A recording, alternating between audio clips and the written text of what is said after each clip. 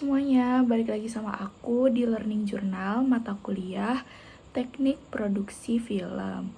Nah, kalau di minggu kemarin kita tuh udah bahas, materi kita tuh sudah membahas tentang gaya-gaya dalam film dokumenter. Jadi kan udah ada banyak tuh gaya-gaya dalam film dokumenter. Nah, di video kali ini aku akan bahas materi tentang format penulisan dalam film, terus juga logika dan bahasa dalam film, terus yang terakhir itu ada rasionalisasi data dalam film. Nah, kita akan bahas apa aja sih rasionalisasi data dalam film itu, terus juga kita akan bahas format penulisan dalam film itu apa dan bagaimana, terus juga kita bakal bahas logika dan bahasa dalam film itu seperti apa. Jadi nggak usah lama-lama lagi, kita langsung aja ke materinya. Nah, yang pertama itu ada format penulisan dalam film.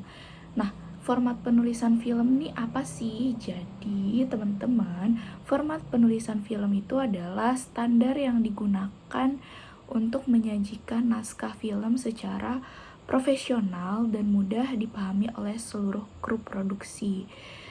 Nah, format ini tuh memastikan bahwa semua informasi penting kayak misalnya dialog, aksi, dan deskripsi adegan itu bisa disajikan dengan jelas dan konsisten begitu teman-teman. Jadi tujuan format penulisan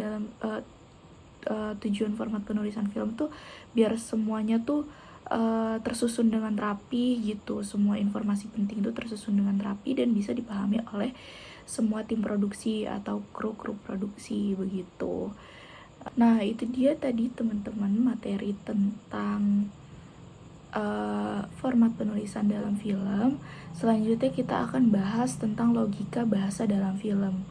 Nah, teman-teman, ada sejumlah teori yang menjelaskan hubungan antara logika dan bahasa.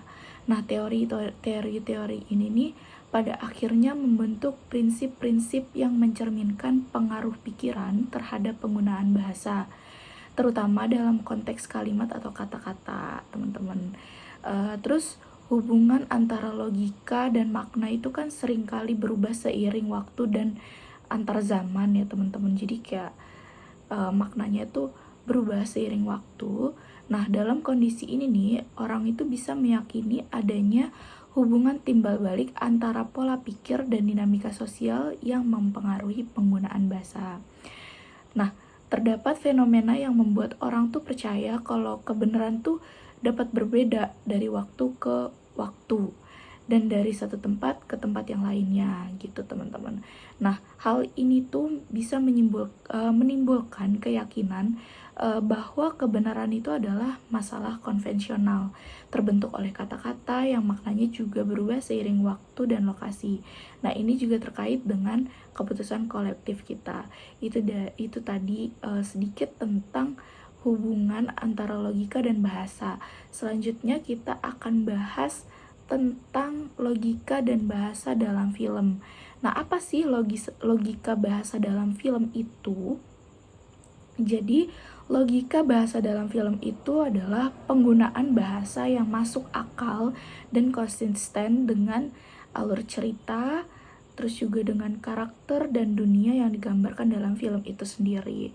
Nah, ini nih melibatkan bagaimana karakternya tuh berbicara atau berdialog satu sama lain, terus juga bagaimana mereka berinteraksi satu sama lain, lalu juga bagaimana bahasa digunakan untuk menyampaikan informasi, emosi, dan ide serta yang lainnya gitu teman-teman. Jadi penggunaan bahasa yang bisa dimengerti sama penonton gitu. Terus selain itu juga kan logika dan bahasa ini sangat melibatkan karakternya gitu. Gimana cara karakter itu berbicara, terus juga mereka berdialog, berinteraksi satu sama lain begitu. Nah, itu dia tadi tentang logika dan bahasa dalam film. Materi selanjutnya itu ada rasionalisasi data dalam film. Nah, kalau misalnya rasionalisasi data dalam film dokumenter itu melibatkan beberapa langkah yang sistematik, teman-teman, untuk memastikan kevalidan dan kebahasaan data yang keabsahan data yang dikumpulkan. Nah, yang pertama tuh ada pengumpulan data secara sistematis. Nah, pengumpulan data secara sistematis itu ada 3. Yang pertama itu ada data tulisan, yang kedua tuh ada data visual, dan yang ketiga ada wawancara. Nah, data tulisan sendiri itu biasanya menggunakan buku atau enggak artikel dan sumber-sumber akademis untuk mendapatkan informasi yang komprehensif tentang tema yang diteliti. Nah, yang kedua tuh ada data visual. Nah, data visual ini biasanya menggunakan kayak foto, film, atau arsip-arsip dokumentasi dan poster untuk mendapatkan gambaran visual yang jelas tentang subjek penelitian kita, begitu. Nah, yang terakhir ada wawancara. Nah, wawancara itu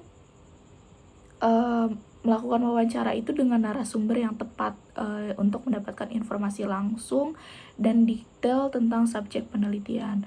Nah, wawancara itu dapat dilakukan secara terbuka maupun terstruktur untuk meningkatkan kualitas data. Nah, kita juga kalau misalnya milih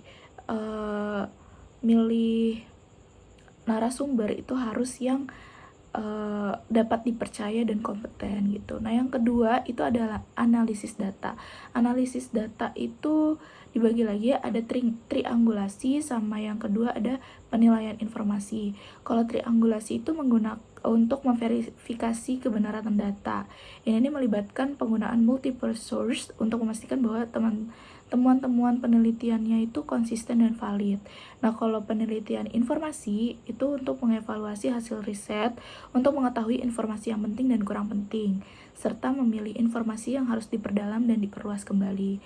Nah, yang ketiga itu ada struktur data. Struktur data itu sama kayak menyusun data yang telah dipilah dan dipilih secara terstruktur untuk mempengaruhi interpretasi dan analisis. Nah, yang terakhir itu ada validasi data. Nah, validasi data atau ada studi literatur itu memilih referensi teori dan film yang relevan untuk membandingkan dan memvalidasi temuan-temuan penelitian. Nah, studi literatur itu membantu dalam memahami sudut pandang creator dan memastikan bahwa data yang dikumpulkan relevan dengan tema yang ditelitinya itu tadi. Nah, itu dia tadi teman-teman learning journal atau review materi pada pertemuan kali ini. Mohon maaf bila banyak kekurangan. Terima kasih, sampai ketemu di next learning journal lainnya. Bye-bye.